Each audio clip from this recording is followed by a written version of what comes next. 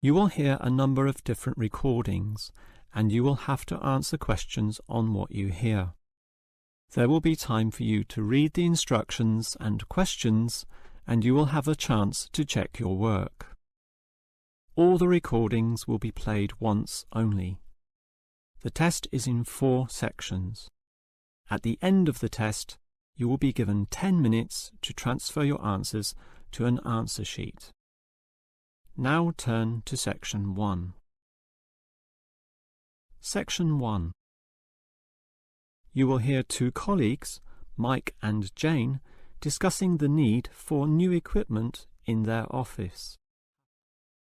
First, you have some time to look at questions 1 to 6.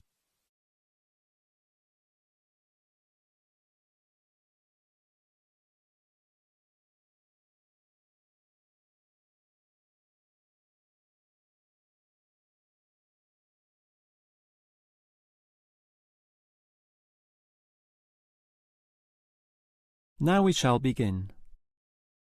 You should answer the questions as you listen, because you will not hear the recording a second time. Now listen carefully and answer questions 1 to 6. Hi, Jane. You mentioned that we might need some new equipment in the office. Absolutely. What we've got is too old, and much of it is faulty. Well, you know how difficult it is to replace equipment. I guess I'll just use another requisition form. We can fill it out now. If you don't mind. I suppose you're going to complain about the printer again. Sure, my printer's bad, but the copier is almost unworkable. It jams all the time, it's too slow, and it's already been repaired 4 or 5 times. We've got to do something about it. OK, I'll put that down on the form. So you want a copier, not a printer, and you work in accounts, right? Yes, that's right, the accounts department. OK, but this is a requisition form. There's meant to be a limit on the length of time you can have the item. We need it forever. The old machine's almost useless. The moment it gets repaired, it breaks again. Well, I'll just write ongoing, OK? That basically means the item will stay with us until I say otherwise. Now, the next question is, when do you want it? In a few days? 1 week? It usually takes a while for these things to arrive. If it arrived today, it would be better. We need it as soon as possible. Can you write today? Well, it can't come that quickly. I'll just write immediately. But be warned, that means it may still take some time to get here, perhaps a day or 2. That's annoying. We've got so much unexpected demand right now. Good. I'll write that as one of the reasons. We need 3 reasons, you know, or they won't grant this request. So for the second reason, I'll write original broken. And that's essentially true. It is broken. The truth is always good. But can you think of one more reason? Not really. But those first 2 reasons are surely strong enough, aren't they? Well, I think we still need a third reason. Maybe I'll have to bend the truth a bit. I'll just write, require more functions. OK? Or you could write, require faster speed. No, all these copiers operate at the same speed, so that reason won't sound true. OK, whatever it takes. Right. And shall I put your name? Jane Huang, spelt with a U, right? Well, actually, I would say your name would be more likely to get speedier results. All right. I certainly don't mind putting my name with this. Mike Green. G-R-E... Just like the colour green, right? But with that final E, which often tricks people. Yes, that E at the end tricks them all the time. Before you hear the rest of the conversation, you have some time to look at questions 7 to 10.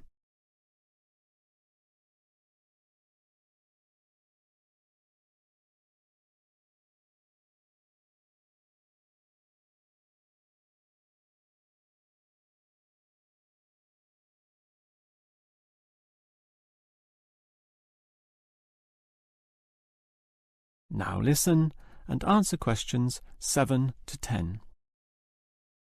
Actually, Jane, talking about office equipment needed, I've got a list before me of all the items purchased last year. There's certainly a lot, and I can see why the owners are getting concerned. Obviously, some things are necessary in the business, like the 20 boxes of copying paper I've just ordered. And it shows here that last year our office ordered 2 fax machines, which is certainly not excessive, but there's a lot of other equipment on this form which may raise questions. Yeah, but we had special circumstances, Mike. We renovated the office and had to replace all the computers and printers. 17, I think. We actually got the printers from another department, so it didn't cost us. But sure, with 17 people all needing computers, that was a considerable expense, along with the 15 speakers and 16 headphones. Why did we need those? Everyone was using Skype to communicate with clients. They still do, of course. It's a very popular way to communicate. And we have 6 items here as well. Printers? But you said we got them from another department. No, mobile phones, paid for by the company. I remember that for our agents out in the field. They used to use landline phones belonging to the clients. OK. We also ordered lots of lighting equipment, but that can be expected. I'm not worried about that. 27 lamps and over 34 fluorescent lights. And we needed 13 new mouses as well, to replace some of the old ones. All of the replacement computers had screens, very nice screens, but some of them lacked mouses. Well, at least it wasn't 13 fans like the marketing department has just asked for. All right, so basically the amount of equipment ordered last year was quite considerable, but it was all necessary. That is the end of section 1. You now have half a minute to check your answers.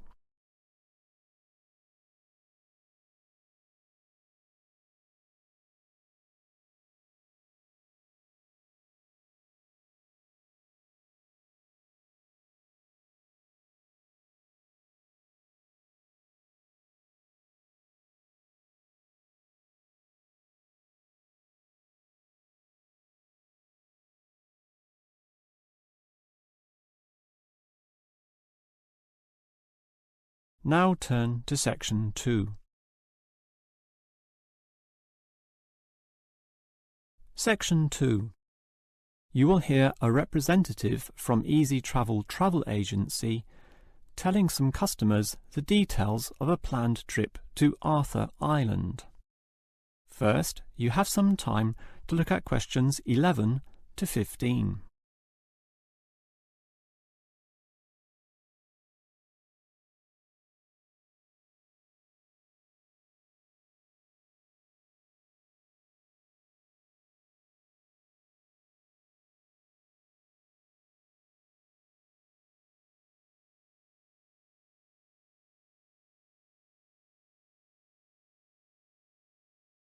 Now listen carefully and answer questions 11 to 15. All right, hello everyone. Now, you're all here to learn about the trip to Arthur Island. As you might know, the population is about 7,000. That's permanent residents, a far cry from the early days when some 17,000 people lived there. But the advantage of a declining population is that the island has maintained its natural attractions. So now, in the summer, the population swells to 22,000 as tourists flock to this lovely little place to enjoy all it has to offer. It's an interesting fact that Arthur Island was once very isolated, with only a rickety wooden bridge connecting it to the mainland. Heavy trucks could not pass over, as could be seen by the accident in 1971 when the bridge broke. This resulted in the new bridge being built, construction starting in 1972, finishing 2 years later. And since then, business has boomed for the tourism industry.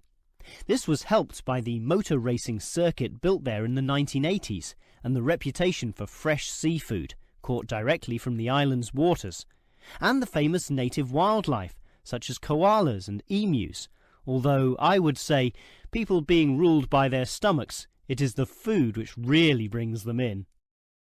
Now, the tour bus leaves quite early, 6 in the morning, and it's a long trip, but you'll really enjoy just looking at the beautiful scenery from the window. Still, we understand that you'll need to stretch your legs at some point. For this reason, we used to stop at the Emu Park Wildlife Sanctuary, until Arthur Island developed its own sanctuary, rendering that former stop-off somewhat redundant. Now we stop at the Bass Guest House next to the very interesting worm farm, which you're invited to visit, thus learning all about those humble little creatures.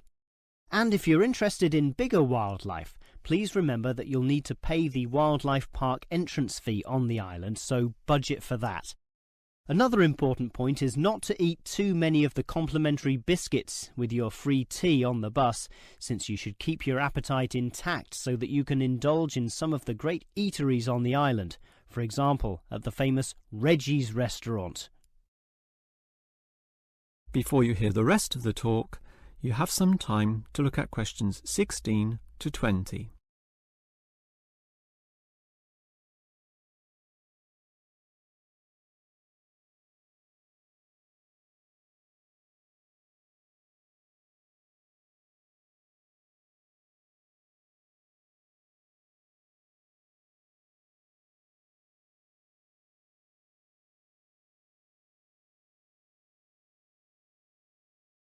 Now listen and answer questions 16 to 20. All right, you know about the history of Arthur Island and the details of our tour there, so let me now tell you a bit about the specific sites and attractions on the island itself. It's a small place, but there's a lot packed in there. If you want to cuddle a koala, the wildlife park is the first place to go. That's on the most easterly point, a small promontory sticking out into Bass Strait. But be careful, the wind can be very strong. Hold on to your hats, literally. By that time, you'll probably be ready to eat, and you could choose between Reggie's restaurant or eating at the nature reserve, or at some of the restaurants right in the middle of the island. If it's Reggie's you want, take the complimentary bus down to the southern tip. Reggie's is right on the port, taking its famous seafood directly from the boats. How fresh is that? But to save time, you could go northwards to the very opposite point of the island and eat at the restaurant in the nature reserve, then go and see the beautiful coastal scenery there. And what better way to do this than cycling? There are many trails, and Anderson's Beach also offers some beautiful opportunities for cyclists, as well as for swimming and surfing, of course. Get the bicycles, however, on the opposite side of the island, in the main township. Finally, you might want a reminder or souvenir of your trip. Obviously, there are souvenir shops all over the island, with many at Anderson's Beach. But the main spread of tourist shops is centrally located and right on the main road so that they are accessible to everyone, no matter where you are. Yes, at Arthur Island, you'll find everything you want to do and more. Now, do you have any questions? That is the end of section 2. You now have half a minute to check your answers.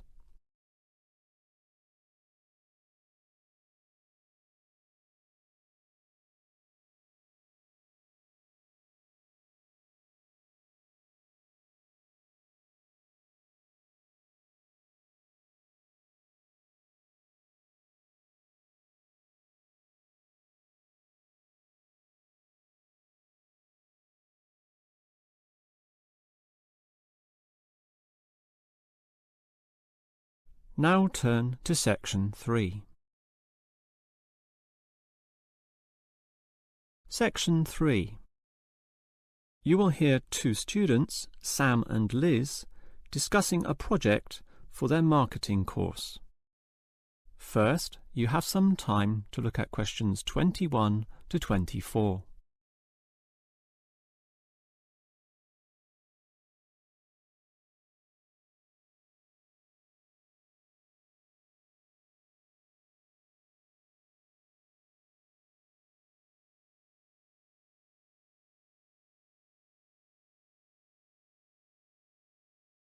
Now listen carefully and answer questions 21 to 24. Liz, I'm getting really worried about this marketing project we have to do together. Assessment is based on a single year-long project. Oh, don't worry, Sam. All it takes is appropriate planning. I used to work in finance and we always divided the year into quarters. So let's just do a quarter-by-quarter year-long plan. Well, I intend to firstly interview people. I mean, we need raw data for this project, right? Okay, that's your job. So we just need to coordinate my contribution so that we don't double up at the beginning. I can carry out the research on all the theoretical issues and background, for example. Well, why don't you do the summaries of the main texts as well? You know, write them up. Oh, I think we know those texts well enough already, and it's only optional anyway, so let's not bother with it. Okay. Now, moving on to the second quarter of the year, I'll start collecting all the relevant information, the details, facts, and examples from my book reading, while you can do an analysis of the first-hand information you got from the interviews. Okay, and then it's break time. I would say by then, mid-year, both you and I will have to decide on our point of view. And how we'll support it in the essay, and based on that, we can work together on designing an appropriate structure for the final writing, when we present everything. We'll need a bibliography, of course. I could do that in the third quarter, but since you did all the theoretical research, it would be a better job for you. We can do that at the very end of the year, but I'll make the preliminary list as I begin writing the essay proper. Meanwhile, you can begin sorting out the numerical data into easily readable formats. That's what the other students will be doing. You know, grouping statistics in tabular form or making graphical representations. And in the last quarter, we can proofread each other's work, allowing a different set of eyes to be involved. So I'll check your writing for any mistakes, typos, or logical problems. I'm sure the essay will certainly benefit from such a thorough proofread. And I'll check all your tabulated statistics and graphs for the same issues. And then we'll just put it all together. Well, now it sounds far less scary. That's right. All you need is a clear, logical, and coherent plan. Before you hear the rest of the conversation, you have some time to look at questions 25 to 30.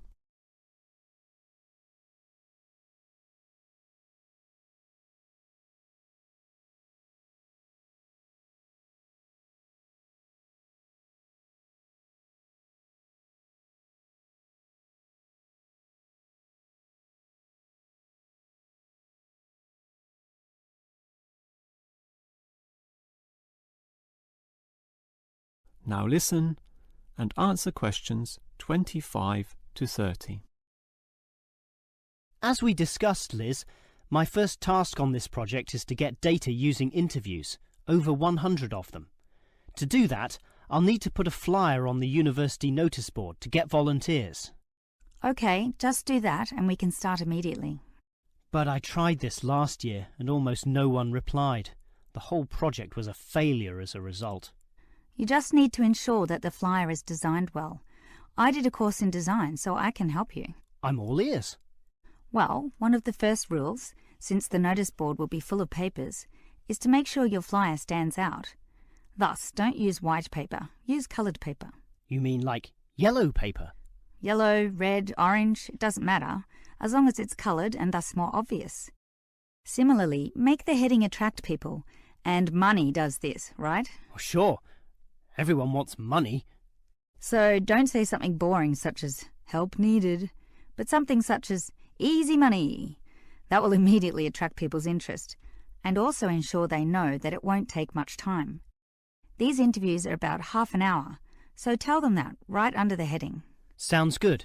Keep going. Well, by the same token, people don't have the time to read. They don't want to struggle through a large number of words. Thus, limit them. That will make the flyer easily and quickly read. Finally, there's a lot of false advertising and tricky people out there, so the readers might get suspicious, particularly when you're offering significant money for little work. You need to thus assure them that this is legitimate. So, at the very top of the page, make sure you indicate that the scheme has been approved by the course convener. Just some writing saying this, but you should also add a signature. It doesn't matter who signs it. People don't read it anyway. In fact, you could even sign it yourself. Don't worry, I can get a legitimate signature. But you should definitely include a stamp, which is more reassuring to the readers. What sort of stamp? The department stamp. Some people put the university stamp, but to be honest, anyone can acquire that from the student union. A stamp from your department shows much more authenticity. and that way everyone will feel that the scheme is legitimate and hopefully be willing to give you a ring. So that's it? It's all finished? That's it, apart from the contact details at the bottom of the page, of course. Of course. Hey, that was some useful advice. I think a flyer like that will really draw them in. Thanks for that. No problem. That is the end of section 3. You now have half a minute to check your answers.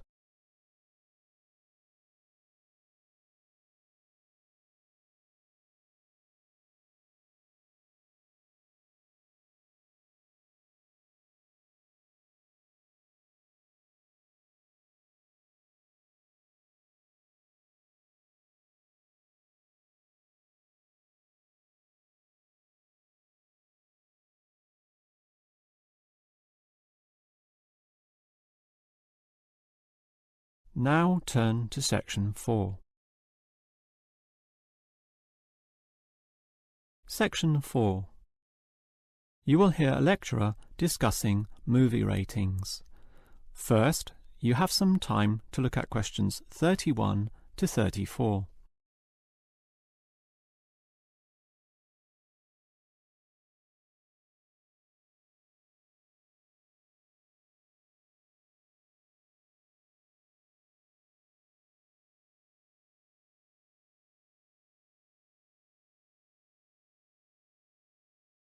Now listen carefully and answer questions 31 to 34.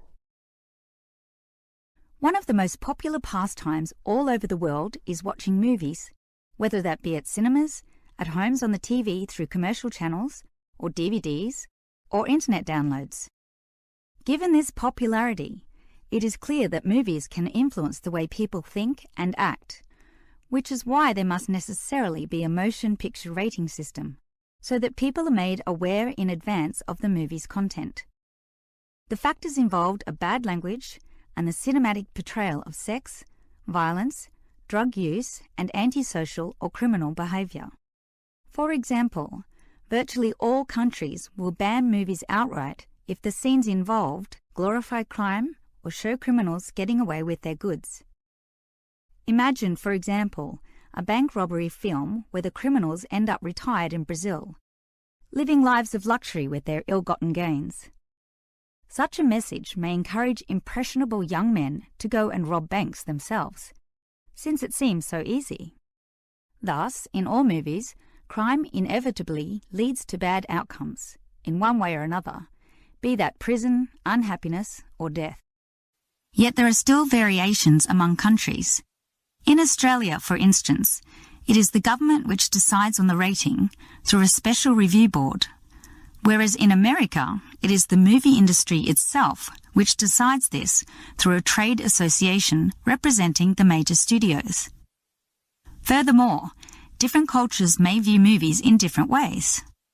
Sexual content is viewed more leniently in Europe, but frowned upon in the West. Yet Western cinema often permits levels of violence which European cinema would never allow. And further complications come in when judging a movie within its historical context. For example, a war movie, designed by its makers to be realistic, will necessarily have graphic violence, which will often be permitted, providing it is not glorified in any way. Before you hear the rest of the lecture, you have some time to look at questions 35 to 40.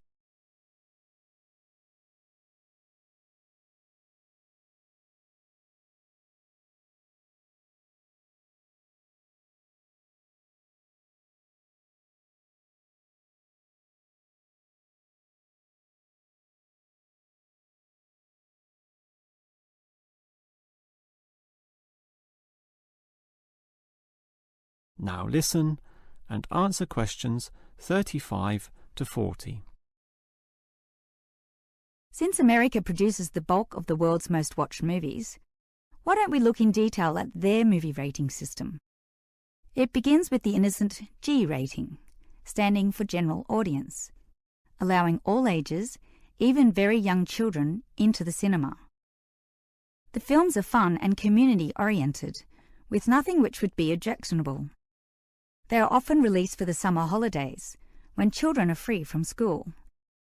But if these movies have a mild element of violence or inappropriate and lewd humour, or some scary scenes, then it would be a PG movie, standing for Parental Guidance Needed. This PG rating comes in two forms though: the weak version, a simple PG, or the strong version, PG-13. Most American movies are issued with this latter rating, since it allows the greatest proportion of the population to watch the movie, by which I mean children alongside their parents, while still allowing the movie itself to show society as it really is. Any rating higher than this will restrict children and limit viewership. In fact, if a movie, when shown to the trade association, fails to be issued with the PG-13, the offending scenes are often removed by the movie makers in order to secure this lower rating and ensure the greatest viewership. What all movie studios want to avoid is the R, or restricted rating. This means that younger children can only watch the film if accompanied by their parents, and many young teenagers simply don't want to do this. These films might have swearing, drug use, or horror scenes with blood and gore. And if these images are particularly graphic, the rating is lifted to NC-17. NC means no children. In other words, the movie is for adults only. Since it is the younger market who are particularly intent on paying to see movies, many big cinemas simply don't bother showing NC films.